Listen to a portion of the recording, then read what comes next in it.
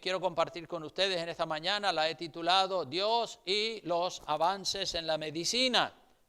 Ustedes saben, hermanos, que la ciencia médica, bueno, todas las ciencias han avanzado muchísimo en los últimos años, y los avances de la ciencia no es otra cosa sino el cumplimiento de las profecías bíblicas que tenían y tienen que cumplirse antes del regreso del Señor Jesucristo a buscar su iglesia.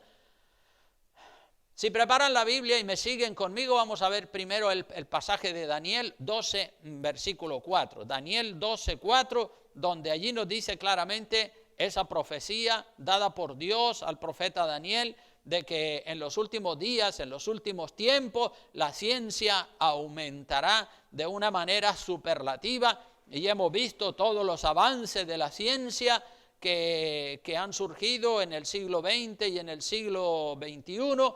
Son los avances más grandes en cuanto a la ciencia que se han producido prácticamente en toda la historia de la humanidad. Como dije, Daniel capítulo 12, versículo 4 dice: pero tú, Daniel, cierra las palabras y sella el libro hasta el tiempo del fin. Muchos correrán de aquí para allá. Esto es otra profecía también. Bueno, en este versículo hay dos profecías. Muchos correrán de aquí para allá. Y esto de correr de aquí para allá, pues vemos que también ya está cumplido, ¿verdad? Miles, millones de personas hoy en día se trasladan de un país a otro para tomar unos días de vacaciones. Antiguamente, hace 100 años, eso no se podía hacer porque no habían pues aviones como hay hoy en día, ni transatlánticos, ni cruceros, ni nada de esto, sino que bueno, la gente viajaba en burro y sí, podían ir a lo mejor 50 kilómetros de distancia, pero hoy en día viajan miles y miles de kilómetros en pocas horas, y entonces pues muchos correrán de aquí para allá. Es una palabra profética que ya se ha cumplido, y la otra parte de esta profecía dice, correrán de aquí para allá, y la ciencia aumentará. Esto se ha cumplido delante de nuestros ojos, la ciencia ha aumentado. Como digo, hace apenas 100, 120 años, pues la aviación prácticamente cero, pero hoy en día es impresionante los millones de personas que viajan a través de la aviación a los diferentes países. Entonces Cristo viene pronto y la ciencia ha aumentado, y esto es una profecía que ya se tenía que se tenía que cumplir antes de la venida de Cristo, y ya se ha cumplido. Así que hoy en día quiero hablar acerca de algunos avances en la medicina. La medicina tiene avances que son buenos y tiene avances que también pues son malos. Y de los avances que quiero tocar un poquito en esta mañana es de la donación de órganos, de las cirugías plásticas y estéticas, de los métodos anticonceptivos, de los vientres de alquiler, de la inseminación artificial, de la elección del sexo del bebé, del aborto, etcétera, etcétera. Son 5 o 6 temas de los cuales quiero dar unas cuantas pinceladas. De cada uno de esos temas se pueden hacer varios discursos, pero yo solamente pretendo con este mensaje despertar un poco las conciencias para que cada persona investigue por su propia cuenta y ordene y mejore su vida en todos aquellos aspectos en los que la pueda mejorar. Entonces, hoy en día tenemos al alcance de un clip en internet una información completa y detallada desde el punto de vista médico y teológico, moral, sobre cualquier tema que usted quiera investigar. Antiguamente, por ejemplo, tenías que tener una enorme biblioteca de libros para conocer las diferentes ciencias y para informarte y para conocer, pero hoy en día es tan fácil investigar, es tan fácil conocer diferentes aspectos que, como digo, a un clip en el ordenador tienes al alcance de la mano información exhaustiva y completa. Hoy en día lo tienes más fácil que nunca antes. Así que si quieres saber algo sobre métodos anticonceptivos, las características de los métodos anticonceptivos, los efectos secundarios, escribe eso que quieres saber en internet y ahí pues tienes de todo tipo de información. Wikipedia te explica todo y hay vídeos y hay conferencias colgados en internet sobre cualquier tema que tú quieras saber. Entonces, sobre la donación de órganos, ¿verdad? Se habla mucho acerca de la donación de órganos, de donar un riñón o un pulmón, en fin, donación de los órganos internos. Cuando las personas mueren de un accidente, pues se han dejado escrito que pueden tomar sus órganos para transferírselos a otra persona, pues que lo pueden hacer. Entonces, sobre la donación de órganos, esto era un tema que estábamos hablando el otro día entre los pastores y algunos de ellos estaban proponiendo que habláramos un poquito de estos temas. Sobre la donación de órganos, yo personalmente creo que es un acto de amor al prójimo. Es como la transfusión de sangre. Ustedes saben que los testigos de Jehová, por ejemplo, ellos prohíben la transfusión de sangre. No sé si prohibirán también la donación de órganos, supongo que también lo harán, pero de que prohíben transferir la sangre, eso sí es una doctrina que ellos tienen muy firme. Pero la Biblia dice en Primera de Juan, acompáñenme a Primera de Juan, capítulo 3, versículo 16, Primera de Juan 3, 16, allí dice claramente que donar sangre pues es un acto de amor. Dice así: en esto hemos conocido el amor, en que Él puso su vida por nosotros. Él puso su vida por nosotros. Cristo puso su vida por nosotros. La vida está en la sangre.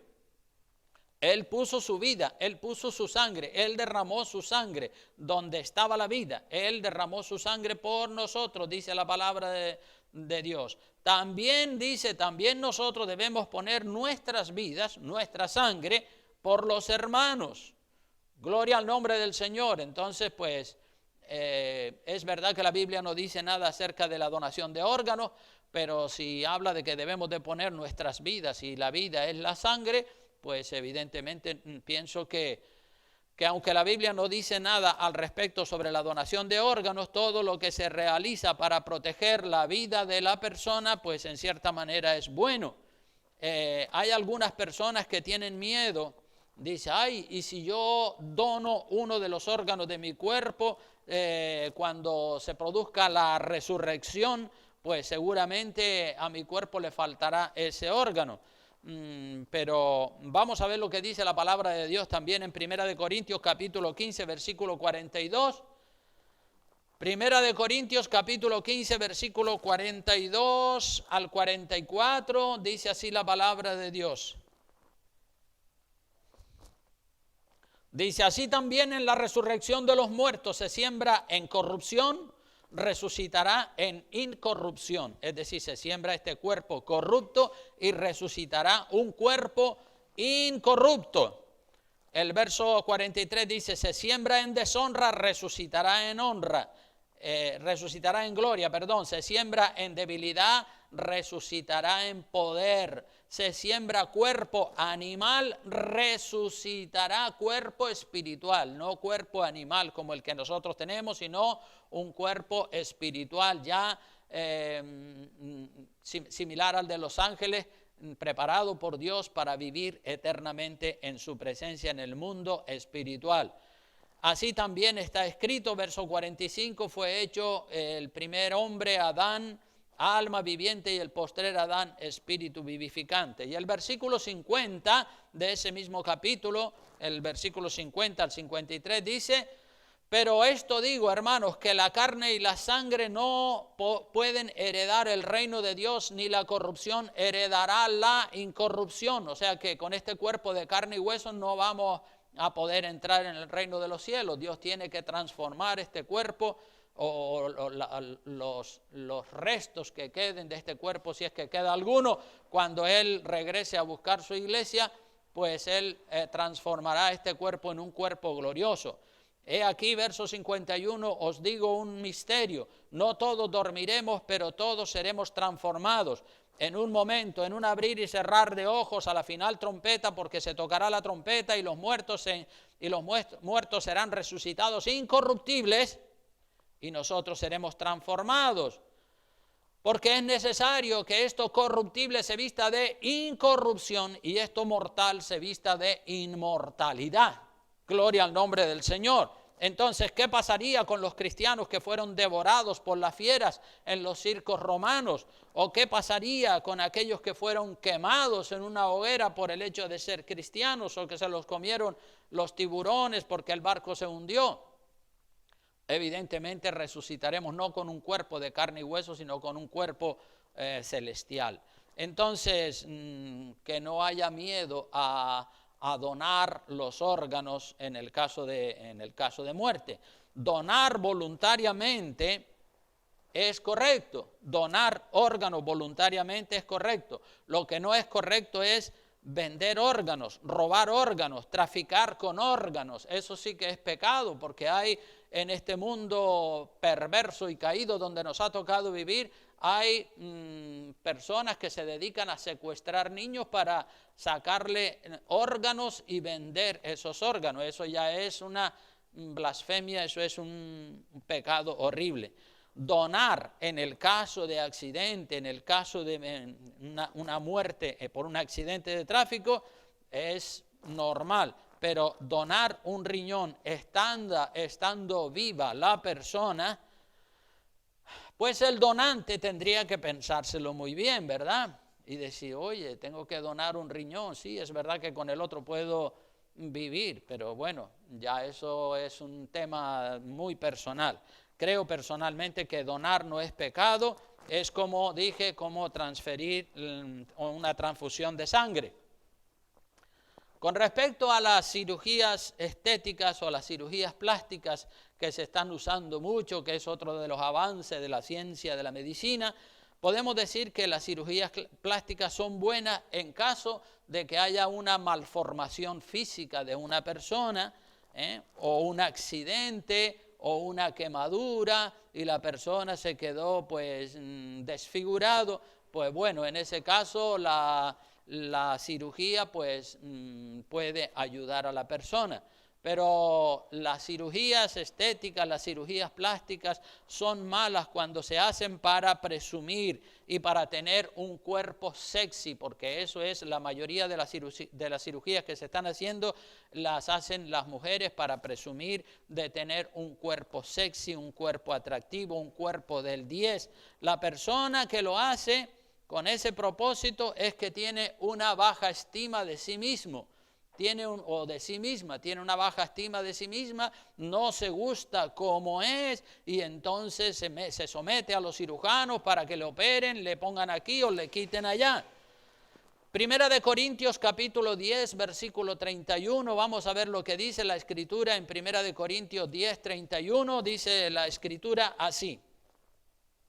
Dice, no seáis tropiezo ni a judíos ni a gentiles. Estaba leyendo en el 32. Dice el 31, si pues coméis o bebéis, o, ¿qué dice? O hacéis otra cosa. Ahí en otra cosa puede meter lo de las cirugías estéticas. Dice, hacerlo todo, ¿para qué dice que hay que hacerlo? Para gloria de Dios. Entonces, ¿cómo una persona puede hacerse una cirugía estética para aumentarse los pechos o para aumentarse las nalgas o liposucciones o todo ese tipo de cosas? Eso no lo hace para la gloria de Dios, eso lo hace para la gloria de la persona. El cristiano tiene principio, tiene que vivir para Cristo, no para sus propios caprichos. El cristiano debe amar a los débiles en la fe y no ser tropiezo para nadie. El cristiano es verdad que tiene libertad cristiana, pero la libertad cristiana que tenemos no es para dañar nuestro testimonio ni para obstaculizar el avance del evangelio de la palabra de Dios. Y otra razón, cuando se hace algo hay que hacerlo con fe. Y la mayoría de las personas que se hacen una cirugía estética para presumir, no lo hacen con fe porque no encuentran porque como dice este versículo 31, si coméis del capítulo 10 de Primera de Corintios, dice, si coméis o bebéis o hacer cualquier otra cosa, hacerlo todo para gloria de Dios. Si es para gloria de la persona, entonces ya la persona tiene que estar en un estado de duda. Y la duda, la Biblia dice que es pecado, como hemos predicado en otras ocasiones. Amén. Entonces, hoy en día con respecto a la planificación familiar o a los métodos anticonceptivos, que es también otro de los temas que quería tocar brevemente, hoy en día se evitan los hijos como algo natural, como algo normal, y como si esa fuera la perfecta voluntad de Dios, como si fuera la perfecta voluntad de Dios no tener hijos. Se prohíbe, o mejor dicho, se prefiere, antes que tener hijos, se prefiere el placer sexual, antes que la responsabilidad de tener hijos y de formar una familia. Los hijos son una tremenda responsabilidad y por eso hay que evitarlos a toda costa. Eso es lo que piensan algunos cristianos que son hedonistas, que solamente piensan en el placer, placer, placer, placer y más placer. Y por eso tienen esa ideología de evitar en lo posible los hijos. Muchos de ellos prefieren tener un par de perros, un par de animales de compañía antes que tener hijos o tener hijas. Pero los hijos y las hijas son una bendición, lo dice Dios, no lo digo yo. Vamos al Salmo 127 y veamos que los hijos son una tremenda bendición. Salmo 127, versículos 3 al 5, dice así la palabra. ¿Están ahí? Amén. Dice, he aquí herencia de Jehová son, ¿qué cosa? Los hijos son herencia de Jehová. Cosa de estima el fruto del vientre, es decir, algo de mucho valor de parte de Dios. Como saetas, dice el verso 4, como saetas en mano del valiente, así son los hijos habidos en la juventud, porque cuando ya eres viejo o vieja, pues ya se acabó el tiempo de traer los hijos al mundo. Bienaventurado, dice el verso 5, el hombre que llenó su aljaba de ellos. No será avergonzado cuando hablare con los enemigos en la puerta. Es decir, tiene un gran grupo de hijos y entonces pues los hijos lo van a defender en el caso de que haya una riña con un vecino. Por eso dice que no será avergonzado cuando hablare con los enemigos, con las personas que le quieren hacer daño. Pues mira, si tiene 7 o 8 hijos valientes que lo defienden, pues ahí se siente protegido y se siente defendido. Los hijos, en definitiva, son una bendición. Es verdad que dan mucho trabajo y requieren mucha responsabilidad. Claro que sí, obviamente. Todo lo que vale cuesta. En mi pueblo hay un refrán que dice, el que quiere celeste, que le cueste. Es decir, el que quiere cosas de valor, que pague el precio. La mujer estéril en la Biblia era como un árbol sin fruto. Y las mujeres estériles no eran felices. Tenemos en la Biblia a varias mujeres que eran estériles. Tenemos a Sara, la esposa de Abraham, Rebeca, Raquel, Ana, la que después fue la madre del profeta Samuel. La mujer de Manoa, que era la madre de Sansón. Tenemos a Elizabeth, la que era la esposa de Zacarías, el padre de Juan el Bautista. Después, cuando estas mujeres se volvieron fértiles, después de haber sido durante varios años estériles, cuando se volvieron fértiles y concibieron hijos o hijas, fueron felices y vivieron bien. Pero no tener hijos en esa época pues era considerado como una vergüenza, como un castigo de Dios. Los hijos son una gran responsabilidad, pero también son una gran bendición si se los educa bien. Si se los educa bien, eso hay que remarcarlo bien. Si se los educa bien, son una gran bendición. Si has desaprovechado la oportunidad de educarlos bien, pues entonces ya no serán una gran bendición. Pero si los educa bien, que es la responsabilidad que nosotros tenemos, entonces van a ser una bendición y no le van a dar problemas a los padres cuando se emancipen y cuando se vayan de la casa, los hijos, porque se casan, contraen matrimonio, pues ellos van a luchar por sus propias vidas y no van a ser una carga para los padres. Si usted educa mal a sus hijos, usted va a tener problemas Estos días me tocó aconsejar a una persona sobre la crianza de los hijos. He visto padres y madres que no saben poner orden, que no saben poner disciplina a los hijos. Por naturaleza, los niños solamente quieren juegos de maquinitas, deportes, fútbol, baloncesto y otros entretenimientos, películas de risa, de cachondeo, de relajo, películas de terror, películas de pornografía, y los padres piensan que dándole a los niños lo que ellos piden, pues se creen que son buenos padres. Pero qué mentira del diablo más grande esa, ¿verdad? Hacerle creer a los padres, que es lo que el diablo ha conseguido, hacerle creer a los padres que dándole a los niños todos los caprichos de los niños, entonces son buenos padres. Si no le dan todos los caprichos de los niños, son malos padres.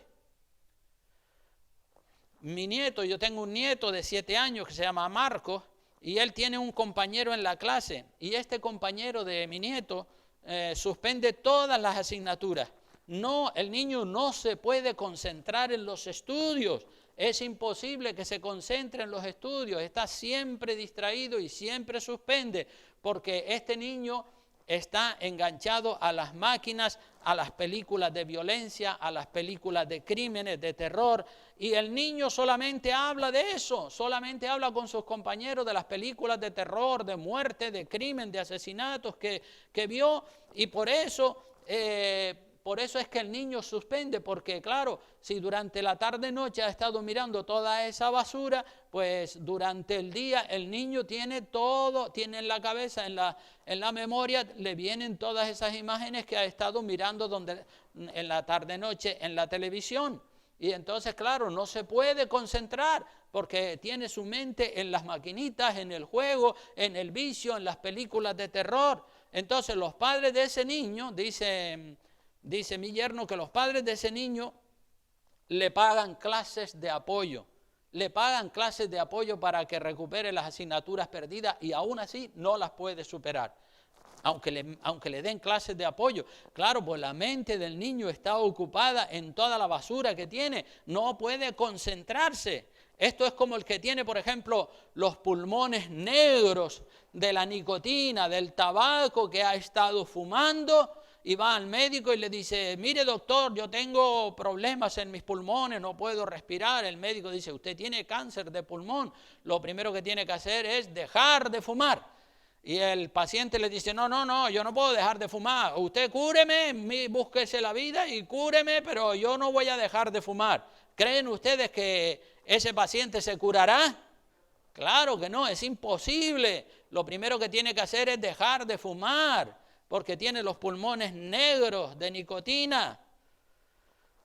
¿Y cómo va un niño a concentrarse en los estudios si tiene aquí en la cabeza la maquinita de los juegos, el fútbol, las películas y todo ese tipo de entretenimientos perversos? Es imposible que ese niño o esa niña se concentre en los estudios. Aunque le paguen clases de apoyo, va a suspender y seguirá suspendiendo porque la mente la tiene en lo que ve, en la basura que le meten a través de la televisión y de los jueguitos en la cabeza. Son padres ingenuos estos padres ingenuos de niños como este son los que edifican con una mano y con la otra tiran abajo lo que han edificado.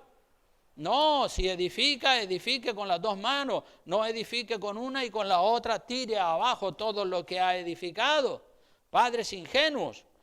Las clases de apoyo para la recuperación la derrumban estos padres con las películas, con las maquinitas y con los juegos para el niño. Entonces el niño lo que tiene en la cabeza son las maquinitas y los juegos. Los niños no son culpables, los niños son criaturas inocentes. Los culpables son los padres, el padre, la madre, la mala educación de los niños. La culpa la tienen los padres y las madres que permiten todos esos desórdenes a los niños y solamente le dan juegos, pasatiempos y todos los caprichos de ellos. Entonces no los enseñan a leer la Biblia, no los enseñan a orar, no los enseñan a fregar los platos. Que seguramente dirá, no, pero si es que no sabe. Bueno, pues así aprende. Fregando platos aprende a limpiar el polvo, a estudiar, a hacer las tareas. Pero no, los padres modernos hoy en día malcrían a sus hijos y luego después se quejan y dicen, ay, este niño malcriado. Claro, si es malcriado, quiere decir que está malcriado, que lo criaron mal. ¿Quién lo crió mal? Los padres, la madre. Hoy en día no se valora la vida de los seres humanos, hermanos. Millones de criaturas mueren en el vientre de las mujeres, abortados antes de nacer, son asesinados. Es lo que llamamos el infanticidio, la cultura de la muerte para evitar la responsabilidad de la vida. La cultura de la muerte para evitar la responsabilidad de la vida, para evitar la responsabilidad de criar esa criatura, pues antes de que nazca, ¡pum!, la matan en el vientre de la madre. Se persigue hoy en día una ideología que se llama la ideología del mínimo esfuerzo, de evitar las cosas que requieren responsabilidad, como por ejemplo el traer hijos al mundo, el educarlos, todo lo que sea responsabilidad, eso hay que evitarlo, eso hay que eludirlo. Esa es lo que se llama la ley del mínimo esfuerzo, de procurar no tener ninguna responsabilidad, y se creen que con eso son felices y eso se vuelve después contra la persona. Se persigue solamente el placer como si el placer fuera un fin en sí mismo. Los abortos, hermanos, son sinónimo de maldición divina. Vamos al libro de Éxodo capítulo 23, versículo 25 y 26. Éxodo capítulo 23, versículos 25 y 26, dice la palabra de Dios: mas a Jehová vuestro Dios serviréis, y Él bendecirá tu pan y tus aguas, y yo quitaré toda enfermedad de en medio de ti. No habrá mujer que aborte, porque el aborto era considerado como una maldición, como un problema. Dice, no habrá mujer que aborte, ni estéril. Tanto la esterilidad como los abortos eran sinónimo de maldición. Por eso dice, no habrá mujer que aborte ni estéril en tu tierra, y yo completaré el número de tus días. Es decir, no te morirás con 30, 40 años, sino que vivirás pues 80, 90 o 100, lo que Dios tenga determinado para ti. Entonces los abortos son sinónimo de maldición, y cuando son involuntarios, pero cuando son provocados por la voluntad de la persona, por la voluntad de la madre o del padre, pues entonces eso es pecado, eso se llama infanticidio, eso se llama matar. El libro de Oseas también, en el capítulo 9, versículo 14, vamos al libro de Oseas capítulo 9, versículo 14, allí dice la palabra de Dios, como sinónimo de maldición y de castigo, dice: dales, oh Jehová, lo que les has de dar, dales matriz que aborte y pechos enjutos. Es decir, castígalos con esas cosas, con abortos y con pechos enjutos. Por eso vemos que el aborto es una maldición. Los métodos anticonceptivos para evitar los hijos que se han puesto de moda, y ya existen tantos métodos anticonceptivos para evitar los hijos, es difícil encontrar matrimonios que no usen métodos anticonceptivos artificiales. Hay métodos anticonceptivos naturales y los hay artificiales. Los hay de todo tipo, los hay para hombres y los hay para mujeres. Los métodos abortivos, cuando hablamos de métodos anticonceptivos abortivos, son los que permiten la fecundación del óvulo por el espermatozoide y luego impiden la implantación de ese óvulo ya fecundado en el útero. Eso ya se considera también un aborto, porque la vida comenzó en la fecundación del óvulo. Y si el óvulo, una vez que ha sido fecundado, es abortado, pues ya eso es crimen también. Y hay unas píldoras que se llaman las píldoras abortivas, que se toman después de haber tenido la relación sexual, y eso es aborto, es pecado, matar la criatura que ha sido concebida. Hay muchos otros métodos como son las inyecciones, los diafragmas, los preservativos, las ligaduras de trompa, la esterilización, la vasectomía, el DIU, los parches, etcétera, etcétera. Hay montones de métodos anticonceptivos. Pero para los cristianos que queremos cuidar nuestra salud, sabiendo que nuestro cuerpo es el templo del Espíritu Santo y que la gran mayoría de los métodos anticonceptivos son malos para la salud, porque la mayoría de ellos producen cáncer de mama, cáncer de útero y producen otras enfermedades. Pero tenemos lo que se llama el método natural, el método de Ogino, que consiste en identificar cuáles son los días en los que la mujer es fértil y cuáles son los días en los que la mujer no es fértil. Este es el método más sano, tanto a mi juicio en el aspecto físico como en el aspecto de conciencia moral. Y todo esto combinado con oración y con vida espiritual, porque es Dios el que cierra y el que abre la matriz de la mujer. Estos métodos naturales son más sacrificados en cuanto a placer físico se refiere. Son más sacrificados en cuanto a placer físico se refiere, pero son más sanos en lo moral, en lo físico, en lo espiritual, en todos los sentidos. En Internet hay mucha y buena información sobre todos los métodos anticonceptivos naturales. Y el buen cristiano busca siempre lo mejor, escudriña, investiga, estudia, pregunta, se informa y usa la mejor metodología natural. Hay que tener en cuenta siempre los efectos secundarios, porque el estrés, la obesidad, las enfermedades que producen los métodos artificiales, los métodos hormonales, no se puede vivir pensando solamente en el placer sexual, como dije. Vivimos en una sociedad hedonista. Hedonista quiere decir placer por el placer y el placer como un fin en sí mismo. Ustedes saben, hermanos, que los drogadictos viven solamente para el placer de drogarse. Al principio, cuando se inician en el mundo de las drogas, es un placer. Y ellos ya viven después, en los años siguientes, viven, o al principio viven para el placer de drogarse. Y eso, la droga, al final le trae enfermedades, le trae reducción de los años de vida y le trae toda clase de problemas. O sea que por unos minutos de placer tienen que soportar años de aflicción, años de dolor, años de enfermedad. Los matrimonios que no tienen hijos creen que eluden la difícil tarea de criar los hijos. Sí, es verdad. Han logrado eludir la tarea de criar los hijos. Pero después, cuando esos matrimonios llegan a la edad de ancianos, de jubilados, y tienen 68, 70, 75 años, tienen un problema que no tienen aquellas familias que han traído hijos, ¿verdad? Cuando llegan a los 70, 75 años, pues se sienten más solos que la una.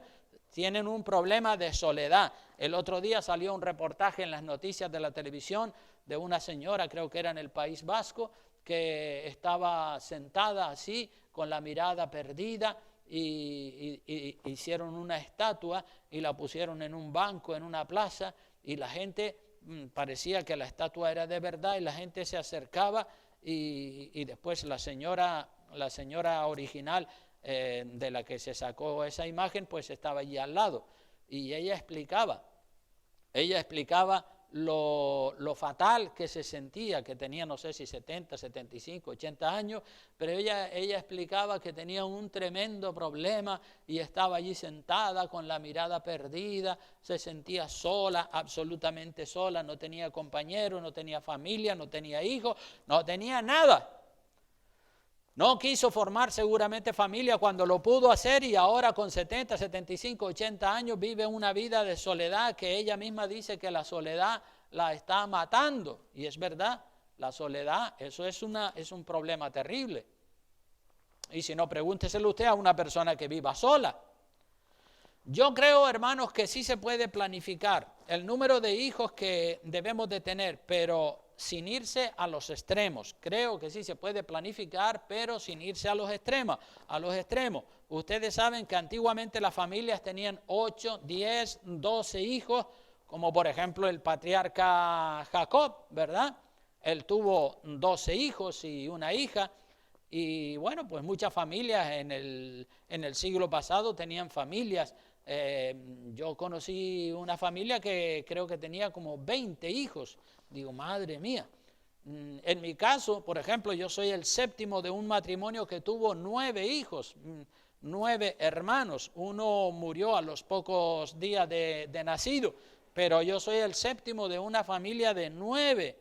En la actualidad, en mi matrimonio, por ejemplo, hemos tenido, mi esposa, en nuestro matrimonio, hemos tenido 5 hijos, 4 mujeres y un varón.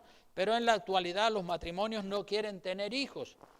Si acaso tienen 1 o como mucho 2 y se paran, ya no más. De tener 8, 10 o 12 se ha pasado a tener 1 o 2. Es decir, de un extremo se ha ido a otro extremo. Yo creo que los matrimonios jóvenes deben traer hijos al mundo, estando en edad fértil naturalmente, 4, 5, yo qué sé, es una cantidad moderada.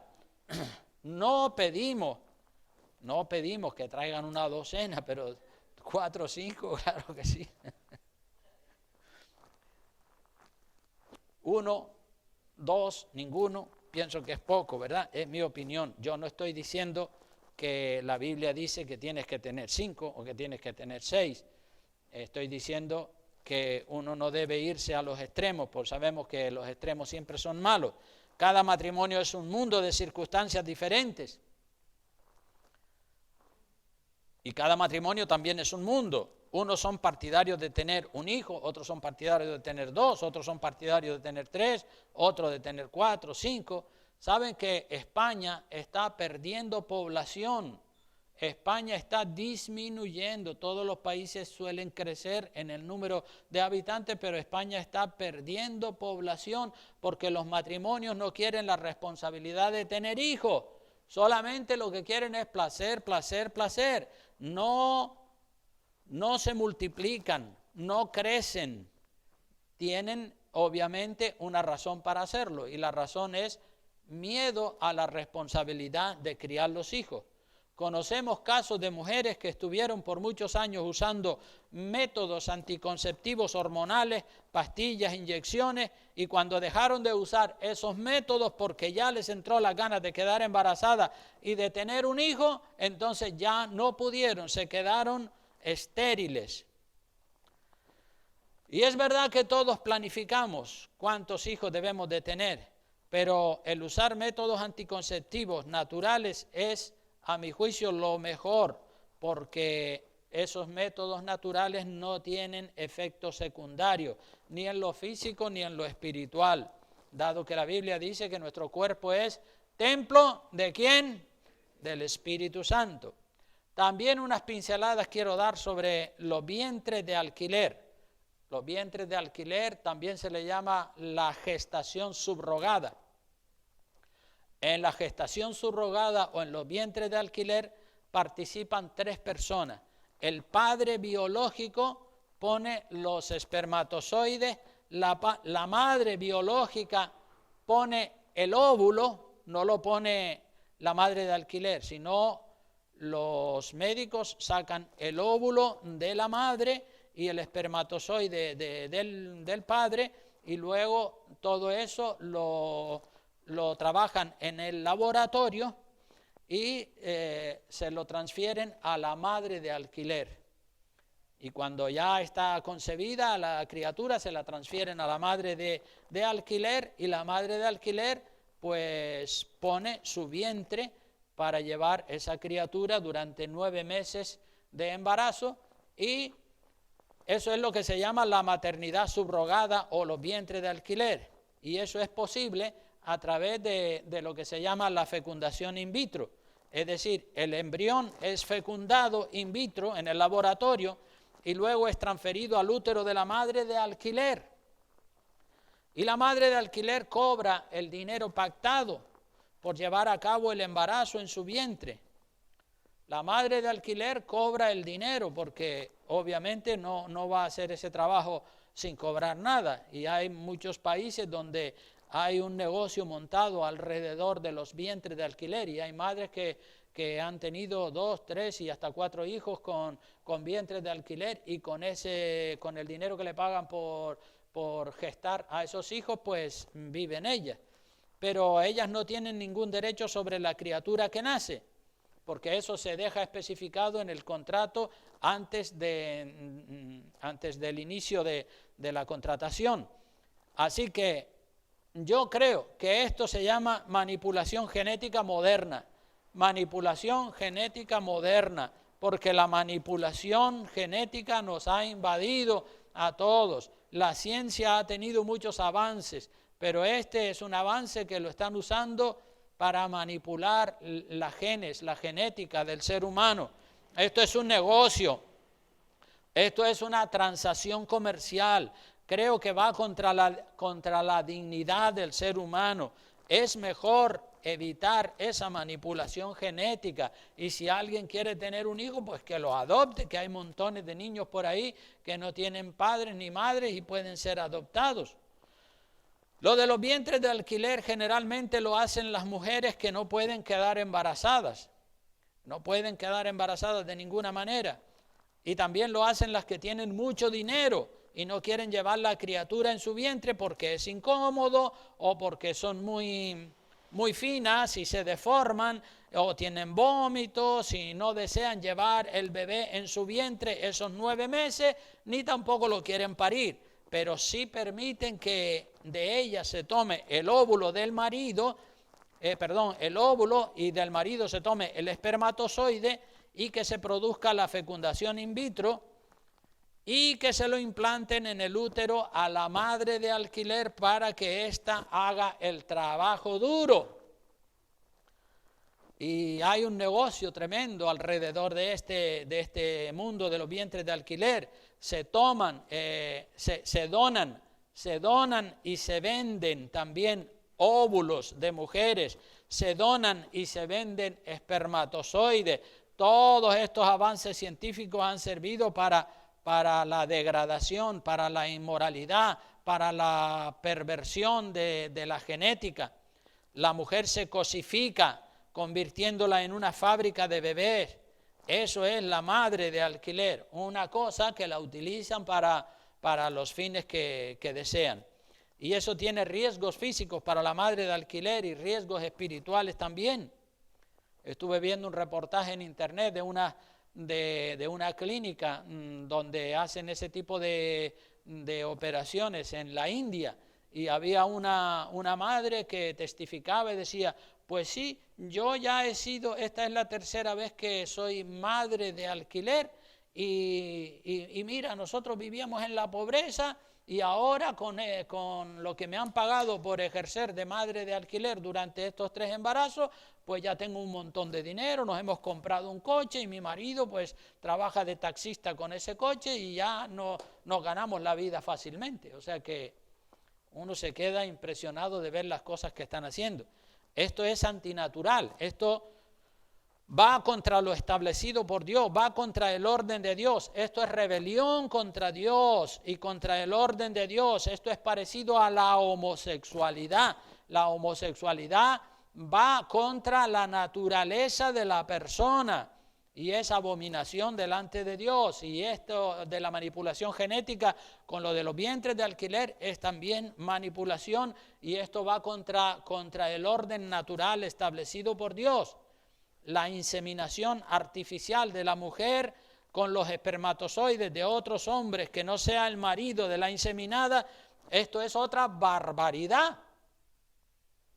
Porque cuando es inseminada con los espermatozoides del marido, dice uno, bueno, está mal, pero es con los espermatozoides del marido. Pero cuando una mujer es inseminada con los espermatozoides de otro hombre, pues esto ya es algo abominable ante los ojos de Dios. Es un negocio, es adulterio, es fornicación, es algo abominable ante la presencia de Dios.